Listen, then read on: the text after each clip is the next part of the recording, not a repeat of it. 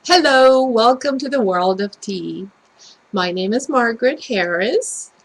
I have been drinking tea since I was a day old. I have a tea business in Pittsburgh, Pennsylvania, and I love tea now as well. Here's my cup of tea. I want to tell you briefly about what tea is, what types of tea are there, and how to make a good cup of tea. All true tea comes from the same plant, and that plant is Camellia sinensis. Camellia likes tropical and subtropical climate, so she likes to grow in countries like China, Japan, Sri Lanka, Taiwan, India, some African countries like Kenya and Malawi. Camellia also grows in New Zealand, Australia, and some South American countries. There's one plantation in United States in Charleston, South Carolina. Camellia sinensis is an evergreen tree that can grow up to about 40 feet tall. However, it is trimmed at the waist level for easy picking of the leaves. The leaves used in making tea are two top leaves and a bud. Tea goes back as far as about 5,000 years ago, when Chinese Emperor Shennong, while resting in his garden, suddenly found a leaf of tree in his cup of hot water. He tried it. He liked it, and he sent servants for more. And that's how that all started. Originally, tea was mostly used for medicinal purpose. It was considered a medicine for almost everything, even skin lesions. Tea eventually traveled to Japan, and around 15th century made its way to Europe. The first to import tea from China were Portuguese. Eventually, tea spread out throughout Europe. As we know, one of the biggest tea drinking nations are England and Ireland.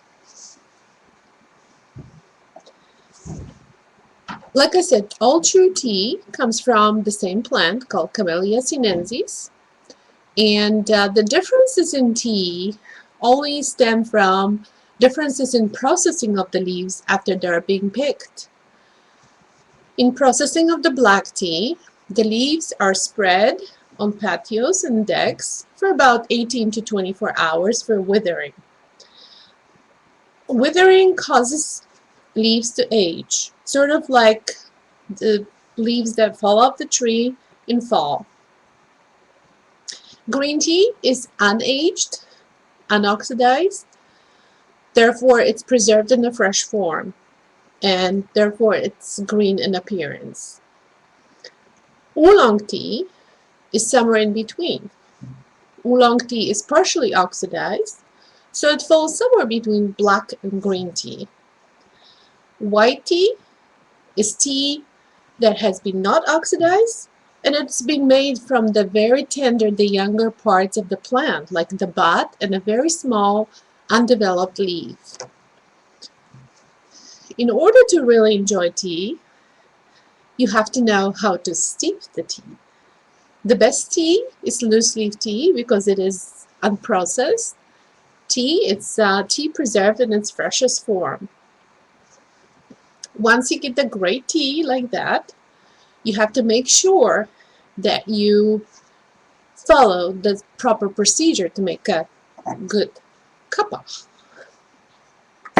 In steeping of the green tea, please keep in mind the green tea is like a fresh vegetable.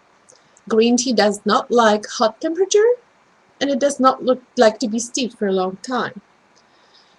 The perfect temperature for green tea is somewhere between 180, maybe even 175 and 185 degrees.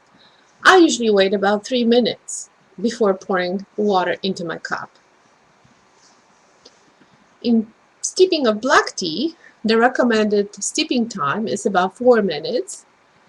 For oolongs, it's about 3 minutes. And white tea is sort of similar to green tea, so we usually steep it for about 2 minutes. If you steep green tea for more than 2 minutes, it will taste bitter. It will taste really bad. So don't do that.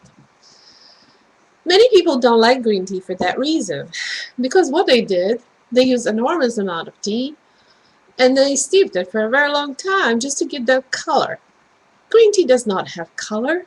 Green tea is supposed to be light in color. It's the color of amber.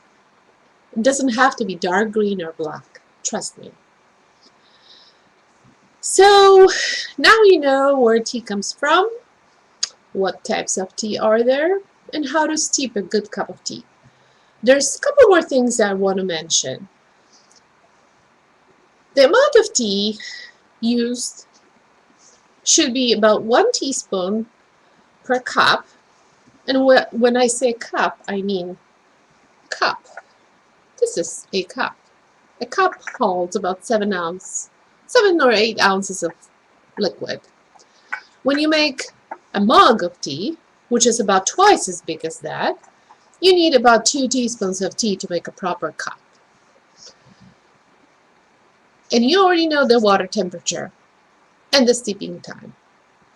If you keep all these in mind, you will make a delicious cup of tea and you will enjoy it. If you don't, you'll make yourself a horrible cup of tea and you're just going to dump it out. And why drinking tea is important? It is delicious, it is relaxing, and it's extremely healthy, especially with green tea. Green tea has enormous amount of antioxidants. And as we all know, antioxidants are extremely healthy. They're really good for you. Antioxidants counteract free radicals, and therefore they help prevent mutations and diseases, and they also counteract aging. So, drink green tea, stay healthy and young. If you would like to ask me any questions, feel free to do so by going on our website to tpittsburgh.com and clicking on Contact. When you click on that button, you will be directed to me, Margaret Harris, a lover of tea.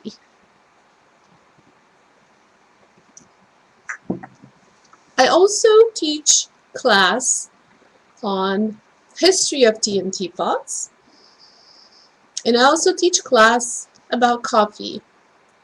The reason why I do this is because I own a tea business and coffee business, and many people who come to our store have many questions.